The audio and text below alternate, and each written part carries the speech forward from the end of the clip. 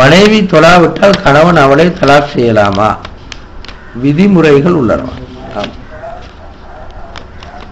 மனைவி தொழாவிட்டால் கணவன் தலாக் சொல்லலாமான்ற பொறுத்தவரை முதலாவது குர்ஆனிலே சொல்றேன்டா, இந்த ஒரு பெண் தவறுகள் செய்யும் போது அவருக்கு முதல்ல உபதேசங்கள் செய்யணும் என்று குர்ஆனே சொல்லும். நீங்க சில நேரம் கேள்விப்பட்டிருப்பீங்க, இப்படி குர்ஆன் சொல்லுது. அப்ப நாங்க அந்த பெண்களை முதலாவது திருத்துவதற்கான முயற்சியில் ஈடுபடும்.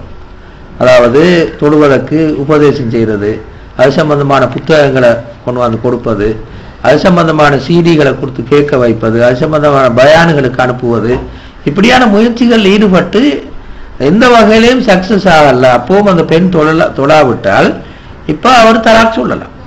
இது எல்லாமே செஞ்சு பார்த்து ஒன்றுமே சரி வரல. ஏனென்றால் தொழுகைன்னு சொல்றது ஒரு மிகப்பெரிய ஒரு கடமை. அதாவது இஸ்லாத்துடைய தூண்னு சொல்ற அளவுக்கு ஒரு பெரிய கடமை.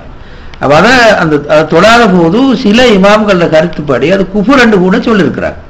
உதாரணமா ஹம்பலி மதஹபுடி இமாமோட கருத்துப்படி அது குஃபுர்ன்னு சொல்லுவாங்க. சில சஹாபாக்களோட கருத்துப்படியும் கூட அது குஃபுர்ன்னு சொல்லுவாங்க.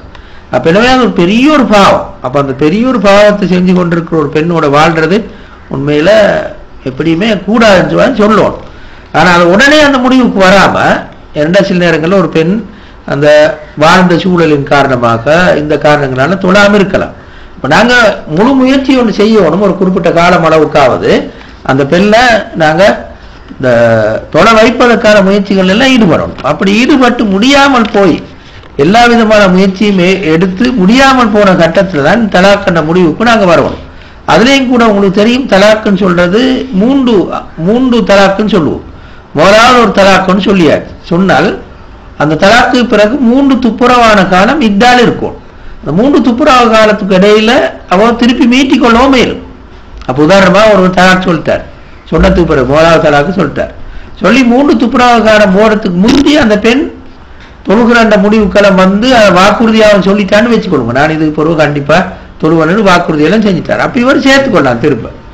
அப்ப இந்த மாதிரி நாங்க என்ன மட்டும் ஒரு முயற்சி ஒன்று செய்யணும். அந்த பெண் தொலை வைப்பதற்கான எல்லா முயற்சிகளையும் ஈடுபட்டு எல்லாமே சக்சஸ் இல்லாம போகும், வெற்றி அளிக்காத போதுதான் நாங்க தலா